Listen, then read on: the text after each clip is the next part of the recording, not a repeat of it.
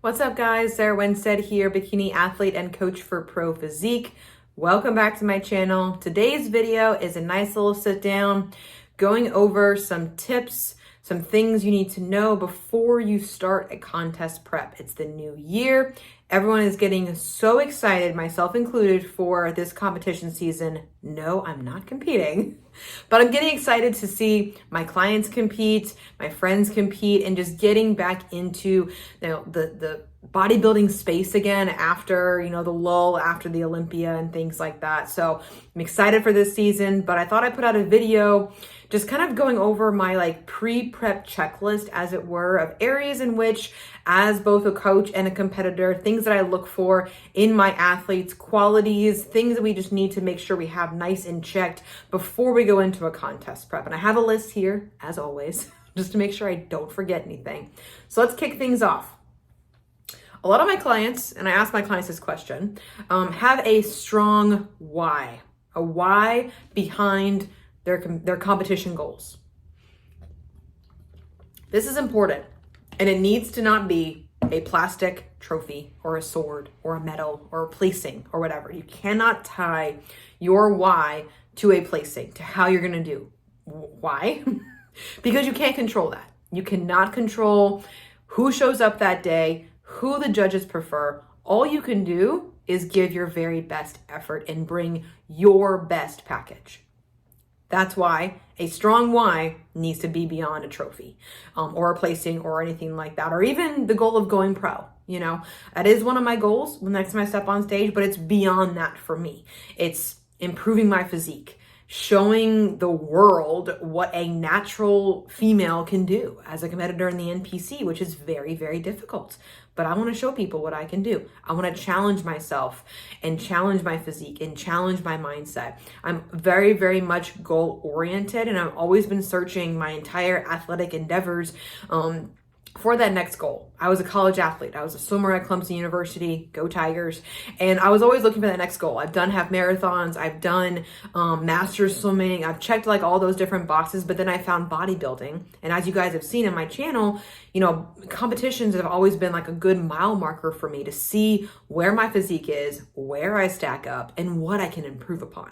That's my why. That's literally why. It lights my fire as an athlete and my need to challenge myself on these whole other levels and push myself and push my limits of what my body and my mind can handle. And that just gets me going. So that's my why. So I encourage you, have a strong why, because there's going to be a lot of days when you go through contest prep and even in improvement season where you just I don't want to do it.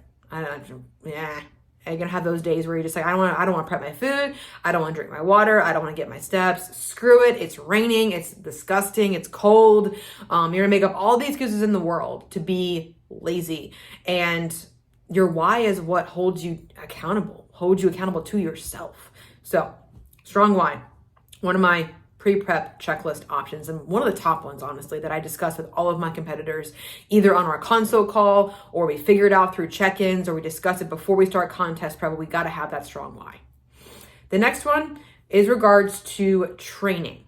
Are we in a great training routine? Do we have enough muscle mass that we think, obviously when you have layers of body fat on it, it could be difficult to tell how much muscle mass you actually have, which is where competing comes into play in contest prep. But have you been training for a good bit, a little bit of a while, a good training age, a good solid training routine? Is the gym part of your life and part of your lifestyle? Do you really enjoy going in there and being an athlete first before starting a contest prep? Because if we don't have enough muscle mass, which is not a bad thing, we can always build more muscle mass. That was my feedback in 2020.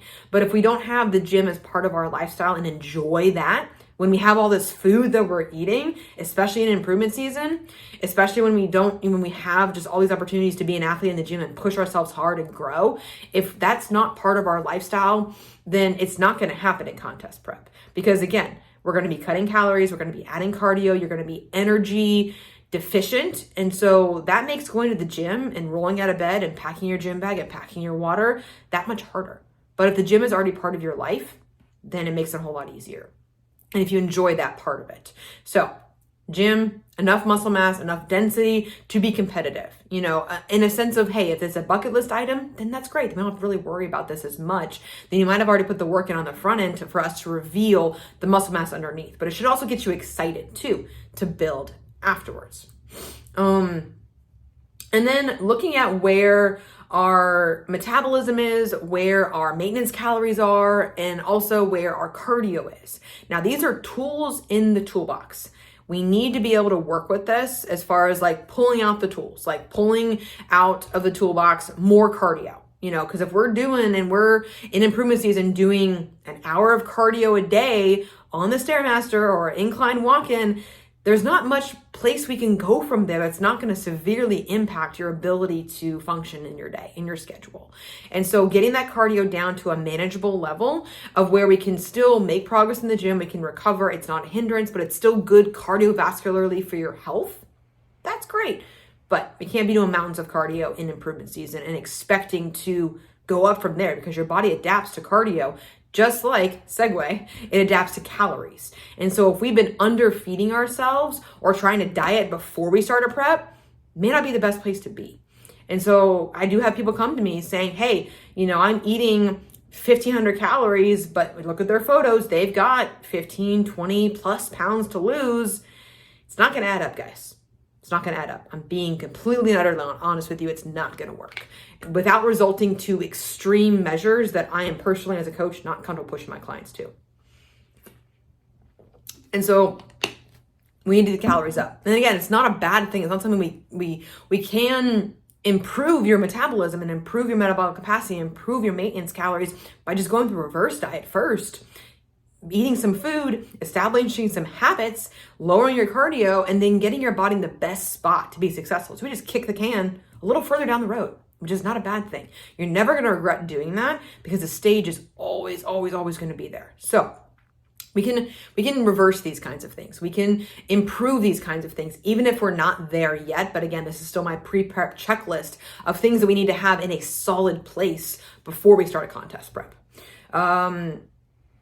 I would also kind of tie into this as far as I mentioned the gym before, and calories and cardio is your routine. Do you have an issue, like I said, going to the gym? Is it a chore for you? Do you have an issue hitting your calories, hitting your macros? I'm not saying you have to be 100% in improvement season, but we should be 80 to 90% each and every week. As far as maybe you're having one untracked meal a week, date night with your spouse or your significant other, or a night out with your family, kids, whatever, what have you. But we should be able to hit our numbers, no question. It should be ingrained in ourselves. We have no issues hitting our water or no issues hitting our steps. I agree. There is some flexibility in improvement season, but in your brain, you're like, yeah, check, done, it's there. I have the habits built and the routine is built.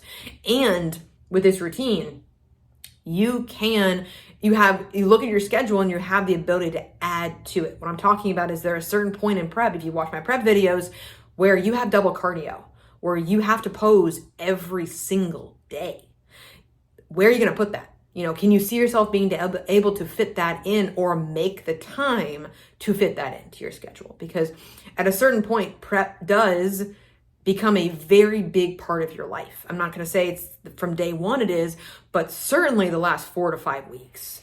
It's every day. You are getting through prep and everything like that. And again, watch my past videos. You'll see how every single day it was planned out to a T, because number one, I didn't have the brain power to think that far.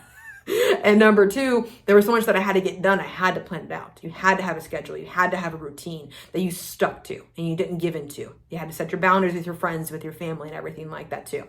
And so we need to be consistent for a while before we start contest prep to, again, get not only your body in a good place, but your mindset as well. Now leads me to my next point. How is your mindset? How is your relationship with food? How is your relationship with your body image? How is, are you ready to embrace the suck? Are you ready to be hungry? Like all day. And lack the, I'm not saying this, again, this does not happen week one, but are you ready to have that energy sucked out of you at a slow pace during contest prep? But are you ready for that? Are you ready to be hungry? Like at the end of my improvement season, before I started my prep in 2023, I was like, I'm freaking done. Paul, I'm dieting whether or not you start prep or not, I'm done.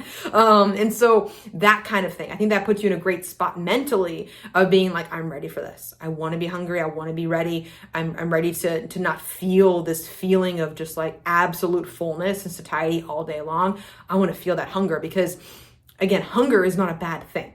It's not. And whenever I kind of turned hunger on its head a little bit and reframed it a little bit too, especially when it got bad during contest prep, of being like, my body's doing what it needs to do. It's burning some body fat. Yes. It's just like, I know I'm going to go to bed hungry. And then if I wake up, I might hit a new low, or I might see a new line show up or anything like that. And that got me excited about that kind of stuff. So again, this mental aspect of contest prep, I feel like people don't talk about enough. Speaking of that, also relationship with food. If you have any pre-existing, not great and not positive relationships with your body or your food, it's only going to get exacerbated during prep. It's only going to get worse. And so we got to get that right during improvement season when we have a lot of food to work with. And yes, we may look a little bit softer than we want to, but again, it's for a purpose. I encourage my clients, lean into that discomfort.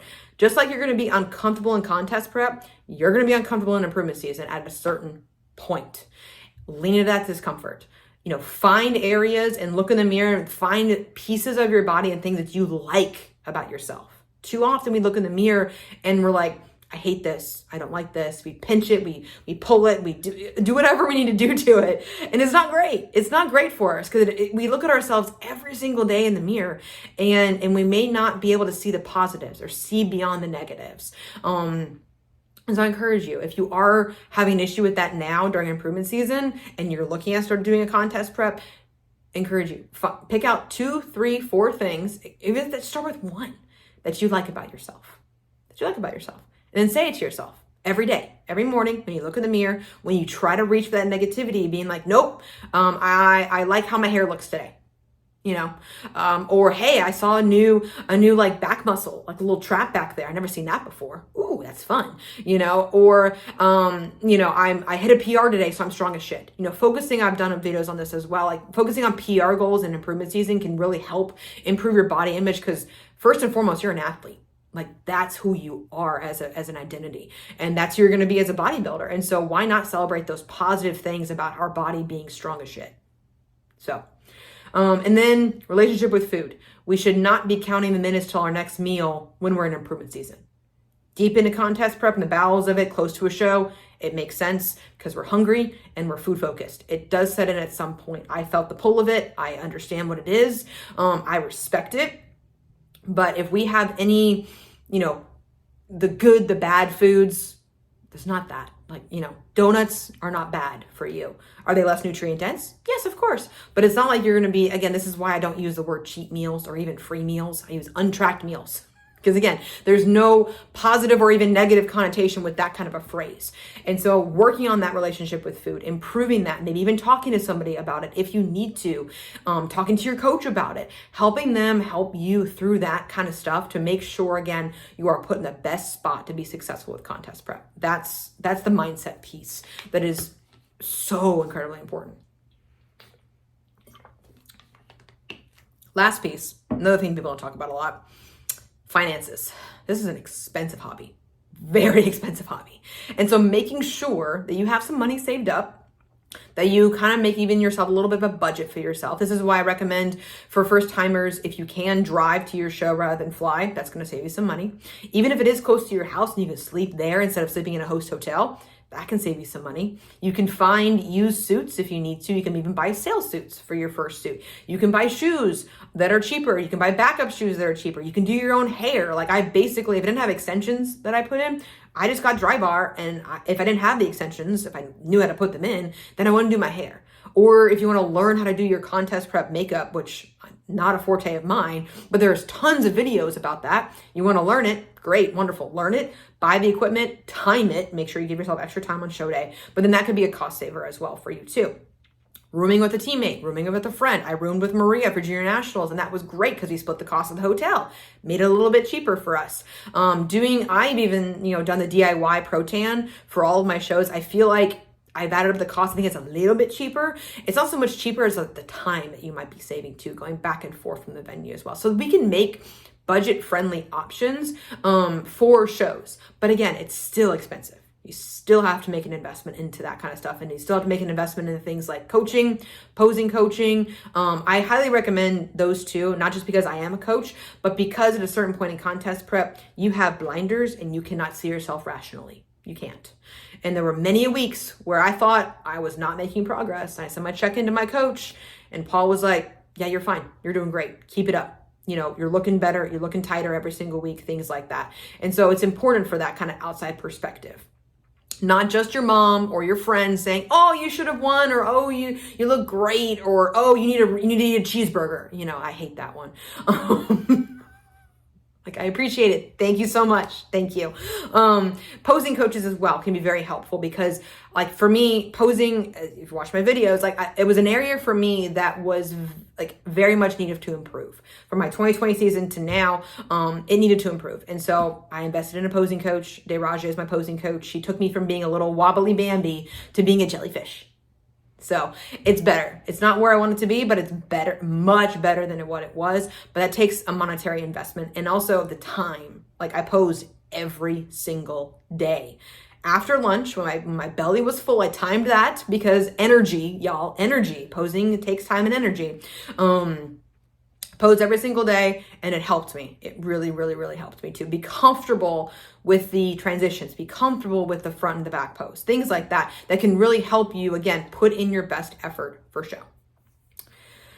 So, final few tips especially for my first timers out there that may be thinking about competing for the first time. I've already said, hire a coach now before you start prep, not just for prep. And when you hire them, do not tell them, oh, I'm competing on this day. That's a recipe for disaster, in my opinion. It's okay to shoot for something. I understand maybe living in a rural area and only having limited show availability. That's different. But if you live in like Florida, for example, there are shows every single weekend in Florida. Even in the Southeast, there are shows every single weekend. And so, you know, I wouldn't tie yourself to a single show date because we don't know what your stage weight's going to be. We don't know if you're going to get sick. You have to travel. You got to do this. You got to do that. You got to, you know, lose your job, move, kids get sick, whatever happens. No prep is perfect. And so shoot for a range of shows. Maybe have first choice, second choice, third choice within about a 4 to 8 week period of each other, just in case we're not ready. But if we're ready, great, wonderful, go for the show. That's awesome. So hire a coach, hire a posing coach, get your shoes, like now. Get into your shoes. 20 minutes, do your dishes, vacuum, play with your kids. I don't care. Get in your shoes. You're gonna thank me for that later, because on show day, no joke, I was in my shoes because I have the strappy ones that you can't get out of. But again, once you get glazed and glued, you're in the show. You're in the shoes. Like, you can't take them off. You can take them off backstage if you have the slip-ons, but I don't recommend the slip-ons just because I don't like the ankle instability, just for me personally. But again, be in your shoes. Your feet are gonna be tired, but they're gonna thank you for that pre-prep. Go to a show. Go to a show. See how the show is run. See what the competitors actually look like. I guarantee you, we're a lot smaller in person. Very much smaller in person. But it's fun. It gets you excited. You see the judges, you smell the tan. All those kinds of atmosphere. You get the vibe of the shows. And even if you're thinking about doing that show the following year, that's a great way to, you know, see again how big the show is, how small the show is, what it's all about, who the judges prefer, talk to some people. It's a great environment. It's a great vibe. Honestly, it gets you really excited. I'm even planning on going to some shows this year that I'm not competing in, but just going there to be a part of the world. Even volunteer, talk to the expediters, volunteer at a show. They're always looking for people to help out. So, and I think the last thing I'll end on here is, you know, this is a journey. Bodybuilding in itself, competing, it's a journey. And loving yourself in every single season, regardless of if you have abs or not. And being grateful for your body and all that it does for you every single day. It's a journey. And it's a journey also of discovery. You learn so much about yourself in contest prep, about what you can handle physically, mentally, emotionally, spiritually, all those kinds of levels. And it is the best sport in the world. Best sport in the world. honestly.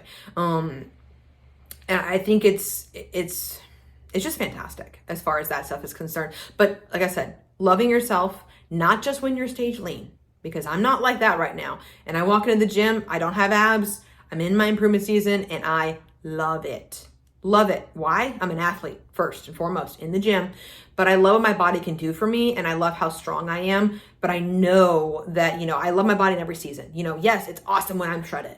I know I don't feel the best when I'm shredded, but it's also for a purpose too, and it's a challenge. Improvement season, it's a challenge. I've talked about this. They're both grinds. Improvement season's a grind. Contest prep's a grind, but we're constantly grinding it out. And that at the end of the day gives me and a lot of my clients a sense of accomplishment, and that just like that we're all looking for. So, all right, that's going to take care of this video. Thank you guys so much for watching. If you guys have other tips or pieces of advice for your pre-prep checklist, or even advice for first timers, feel free to comment below. If you have any questions for me, comment below. Any future video topics, comment below.